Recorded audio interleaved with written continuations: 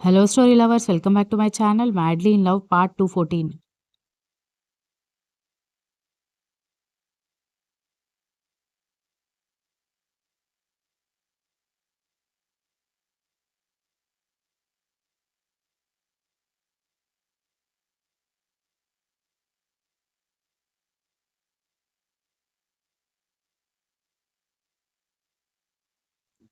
దాంతో వాళ్ళిద్దరి వెంట విరాట్ కూడా వెళ్ళడంతో దక్ష, కర్ణ అయిపోయిన వాటి గురించి ఇప్పుడు ఏడ్చినా, ముక్కు చీదినా వచ్చిన లాభమేమీ లేదు. అనవసరంగా వాటి గురించి ఎందుకు మాట్లాడుకుంటున్నారు? ఇద్దరు కూల్ అయ్యి త్వరగా ఇంటికి రండి అని విరాజ్ కూడా వాళ్ళ వెంట పరుగులు పెడుతూ వెళ్ళిపోయాడు.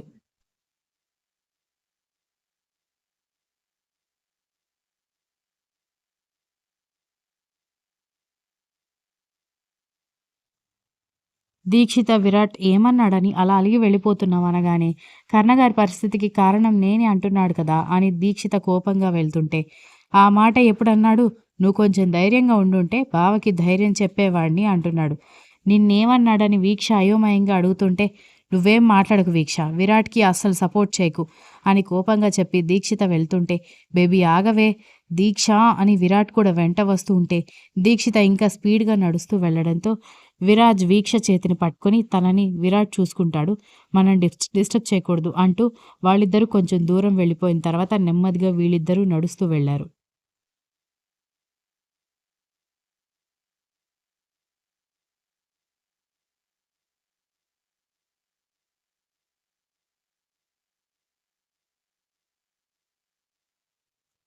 ఇప్పుడు నేనేమన్నానని అంత కోపంగా వెళ్తున్నావు?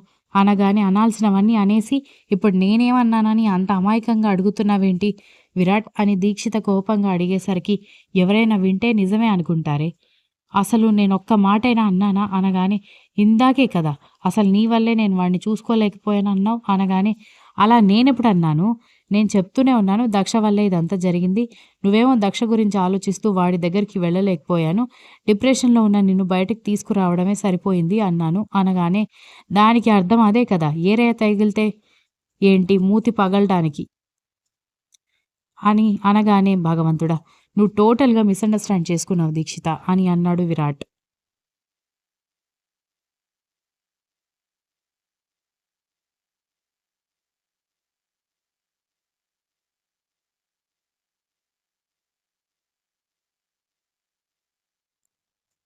అవును. నువ్వు మాత్రం అందరిని కరెక్ట్‌గా అర్థం చేసుకుంటావు అని కోపంగా చెప్పి దీక్షిత వెళ్ళిపోవడంతో, భగవంతుడా!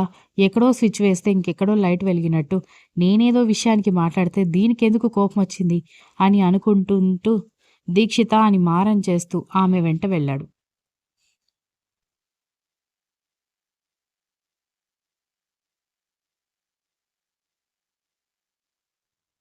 దక్ష కర్ణ వైపు చూస్తూ హ్యాపీనా?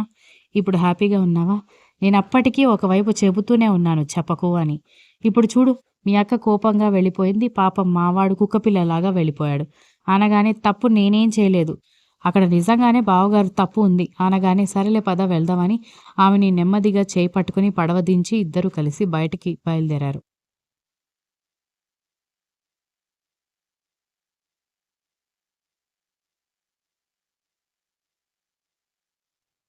దీక్షిత ఇంటికి వెళ్ళే వరకు కూడా మాట్లాడకుండా ఇంట్లోకి విసురుగా వెళ్ళడం చూసి, "ఏమైంది మీకు?" అని ఏదో అప్పటి వరకు మాట్లాడుకుంటున్న పెద్దవాళ్ళందరూ అడిగేసరికి, "ఏం కాలేదు.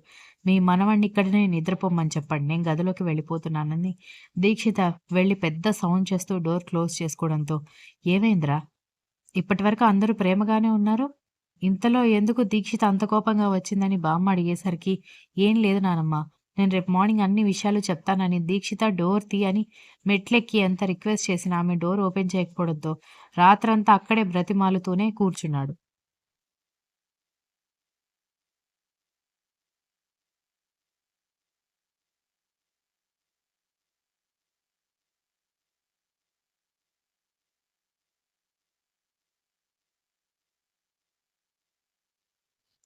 ఆ వెంటనే విరాజ్, వీక్ష, ఆ తర్వాత కర్ణ, దక్ష అందరూ రావడంతో వాళ్ళిద్దరికీ ఏమైంది? ఎందుకు గొడవ పడ్డారని అడిగినా, ఆ 2 జంటలు ఏం సమాధానం చెప్పకపోవడంతో అసలేమైందో పెద్దవాళ్ళకి అర్థం కాలేదు.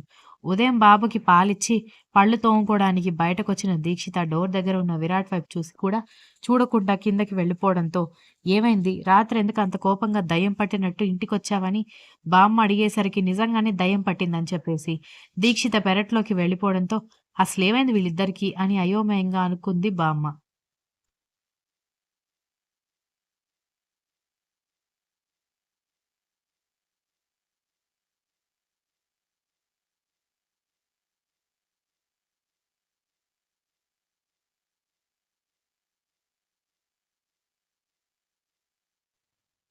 వీక్ష, దక్ష కూడా దీక్షితని కూల్ చేయడానికి ట్రై చేసినా, ఆమె ఎవరితోనూ మాట్లాడకుండా తన పని తను చేసుకుంటోంది.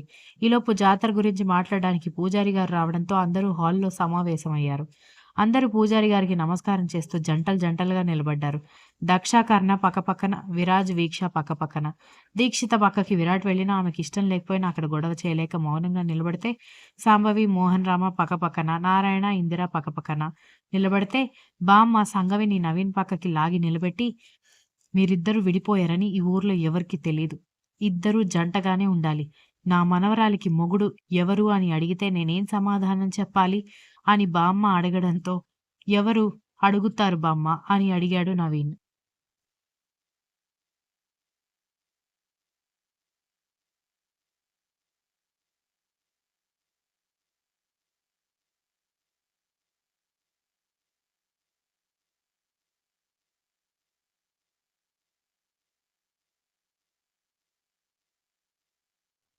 "ఈ ఊరిలో నాకు, మీ తాతకి చాలా మంచి పేరుంది. ఒకప్పుడు ఈ ఊరిలో అందరికంటే పెద్ద భూస్వామి మీ తాతయ్య గారు, తాతగారు. ఆ తర్వాత చాలామంది భూస్వాములు పుట్టుకొచ్చారు అనుకోండి. కానీ అప్పట్నుంచి ఈ ఊరిలో పెద్ద మనుషులుగా చలామణి అవుతుంది మేమే. అలాంటప్పుడు అందరి దృష్టి మన కుటుంబం మీదే ఉంటుంది కదా!" అనగానే సంగవి, నవీన్ ఒకరినొకరు చూసుకొని పక్కకి చూస్తూ నిలబడితే, రక్ష ఒక పక్కకు కూర్చొని ఈ జంటలని చూసి ఎవరికీ తెలియకుండా ఒక ఫోటో తీసుకొని మొబైల్ పాకెట్‌లో పెట్టేసుకుంది.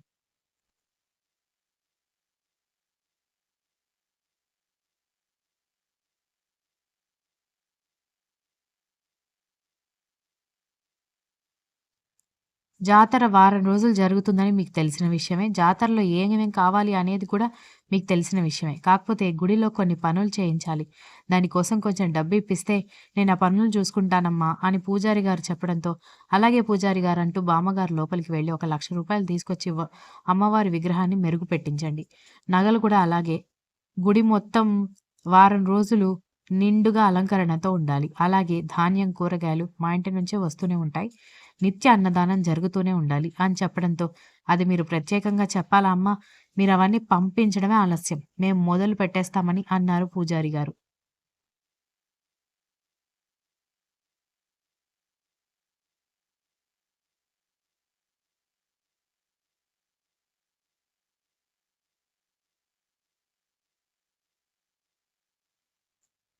"ఈ జాతర నా మనవడి పెళ్ళికి ముడిపడి ఉన్నది పూజారి గారు. అందుకే ఇంత హడావిడిగా జరిపిస్తున్నాం.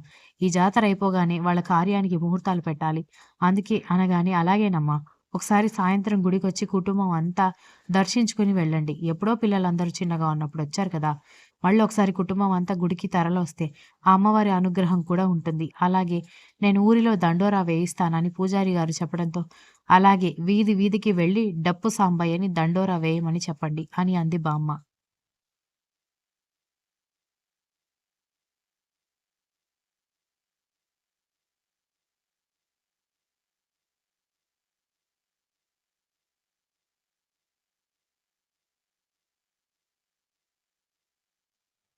"అలాగే అమ్మగారు" అని చెప్పి పూజారి గారు సెలవు తీసుకొని వెళ్ళిపోవడంతో, ఎవరికి వాళ్ళు సోఫాలలో సెటిలయితే, "బామ్మ నేనందరికీ కాఫీ తీసుకొస్తానని" దీక్షిత వంటగదిలోకి వెళ్లి అందరికీ కాఫీలు తీసుకొని, కాఫీ ట్రేలో పెట్టుకొని వచ్చింది. అందరికీ లైన్‌గా కాఫీ ఇచ్చుకుంటూ వచ్చి, విరాట్, విరాజ్, కర్ణ పక్కపక్కన కూర్చొని ఉండడంతో, విరాట్ చేతికి ఇవ్వకుండా విరాజ్‌కి కాఫీ కప్పిచ్చి, "కర్ణగారు మీకోసం స్పెషల్‌గా గ్రీన్ టీ తీసుకొచ్చాను" అని చెప్పి మిగిలిన కాఫీలు అందరికీ ఇవ్వడంతో, "ఏంటక్కా నువ్వు?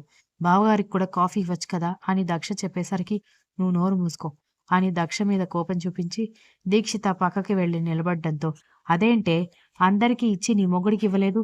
స్పెషల్‌గా ఇద్దామని ఆగావా ఏంటి? మా అందరికీ కాఫీ, మీ ఆయనకి పాయసం ఇస్తావా?"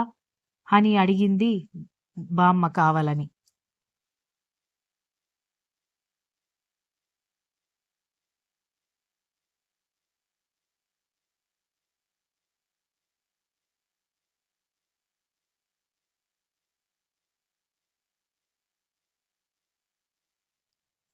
ఆవిడ ఉద్దేశం అర్థమైన దీక్షిత ఏమాత్రం ఆవేశపడకుండా, "అవును బామ్మగారు ఇస్తా. సగ్గుబియ్యం, అటుకులు, బొరుగులు అన్నీ కలిపి చేసే స్పెషల్ పాయసం" అనగానే అందరి మొహాలు మాడిపోవడంతో, "నానమ్మ అంత స్పెషల్ పాయసం నాకొద్దులే" అని చెప్పి విరాట్ కంగారు పడుతూ ఉంటే, దీక్షిత మాత్రం కోపంగా చూస్తూ మొహం తిప్పుకుంటే, బామ్మ నవ్వుకుంటూ, "అదేం పాయసం? అటుకుల పాయసం తెలుసు, సగ్గుబియ్యం పాయసం తెలుసు. కానీ అటుకులు, సగ్గుబియ్యం కలిపి చేయడమేం విచిత్రం అంటే, వాటితో పాటు బొరుగులు ఎవరు కలుపుతారు?" అని అడిగింది అయోమయంగా. Continues. If you like this story, please like, share, comment, and don't forget to subscribe.